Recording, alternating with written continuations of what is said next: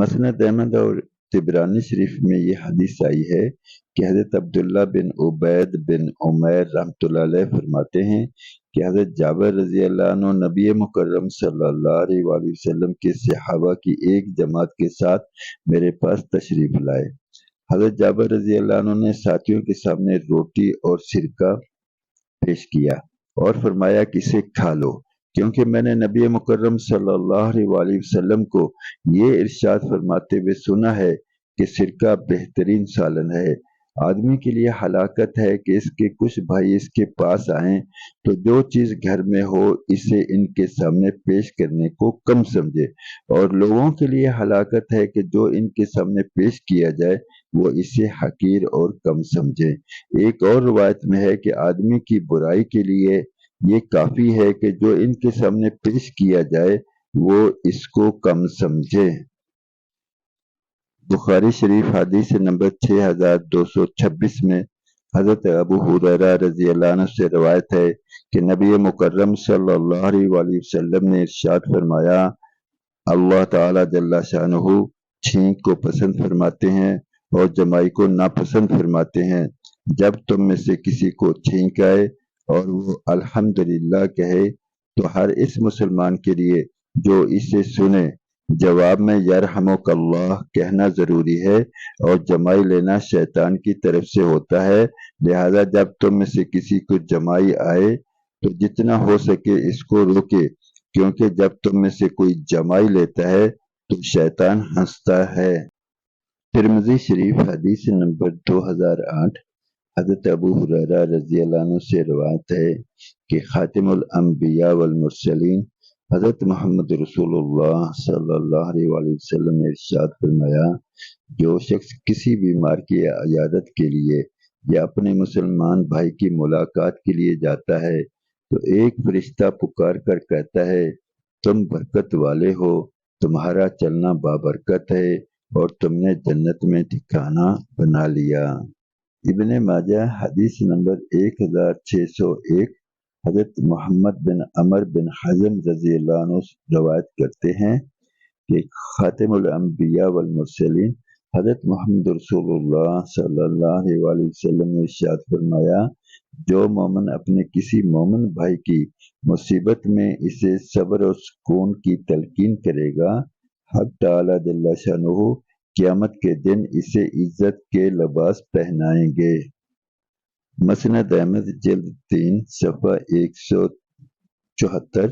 حضرت انس بن مالک رضی اللہ عنہ فرماتے ہیں، میں نے نبی مکرم صلی اللہ علیہ وآلہ وسلم کو یہ ارشاد فرماتے ہوئے سنا، جو شخص بیمار کی عیادت کرتا ہے وہ رحمت میں غوطہ لگاتا ہے،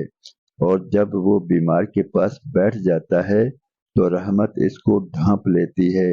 حضرت انس رضی اللہ عنہ فرماتے ہیں، میں نے رسول اللہ صلی اللہ علیہ وآلہ وسلم سے عرض کیا،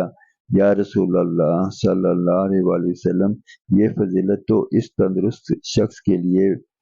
آپ نے ارشاد فرمائی جو بیمار کی عیادت کرتا ہے، خود بیمار کو کیا ملتا ہے؟ رسول اللہ صلی اللہ علیہ وآلہ وسلم نے ارشاد فرمایا، اس کے گناہ معاف ہو جاتے ہیں۔ بخاری شریف حدیث نمبر 6269 حضرت عبداللہ بن عمر رضی اللہ عنہما سے روایت ہے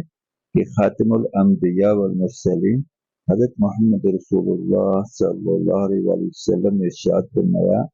کسی شخص کو اس بات کی اجازت نہیں کہ کسی دوسرے کو اس کی جگہ سے اٹھا کر خود اس جگہ بیٹھ جائے۔ مسلم شریف حدیث نمبر 5699 حضرت ابو ہریرہ رضی اللہ عنہ سے روایت ہے کہ خاتم الانبیاء والمرسلین حضرت محمد رسول اللہ صلی اللہ علیہ وآلہ وسلم نے ارشاد فرمایا، جو شخص اپنی جگہ سے کسی ضرورت سے اٹھا اور پھر واپس آ گیا تو اس جگہ بیٹھنے کا وہی شخص زیادہ حقدار ہے۔ ابو داؤد شریف حدیث نمبر 4826 حضرت حذیفہ رضی اللہ عنہ سے روایت ہے کہ خاتم الانبیاء والمرسلین حضرت محمد رسول اللہ صلی اللہ علیہ وآلہ وسلم نے حلقہ کے بیچ میں بیٹھنے والے پر لعنت فرمائی ہے۔ معارف الحدیث میں درج ہے کہ حلقہ کے بیچ میں بیٹھنے والے سے مراد وہ شخص ہے جو لوگوں کے کاندھے پھلانگ کر حلقہ کے درمیان میں آ کر بیٹھ جائے۔ دوسرا مطلب یہ بھی ہو سکتا ہے کچھ لوگ حلقہ بنائے بیٹھے ہوں اور ہر ایک دوسرے کے آمنے سامنے ہو، ایک آدمی آ کر اس طرح حلقہ کے درمیان میں بیٹھ جائے کہ بعض لوگوں کا ایک دوسرے کے آمنے سامنے ہونا باقی نہ رہے۔ بخاری شریف حدیث نمبر 6269۔ حضرت عبداللہ بن عمر رضی اللہ عنہما سے روایت ہے کہ خاتم الانبیاء والمرسلین حضرت محمد رسول اللہ صلی اللہ علیہ وآلہ وسلم نے ارشاد فرمایا، کسی شخص کو اس بات کی اجازت نہیں کہ کسی دوسرے کو اس کی جگہ سے اٹھا کر خود اس جگہ بیٹھ جائے۔ واقعی کیا زبردست تعلیمات ہیں دین اسلام کی، کاش کہ ہم ان کی قدر کرتے، ان پر عمل کرتے، تاکہ اللہ رب العزت ہم پر رحمت فرماتے، ہمارے دنیا کے مسائل اور آخرت کے مسائل سب حل ہو جاتے۔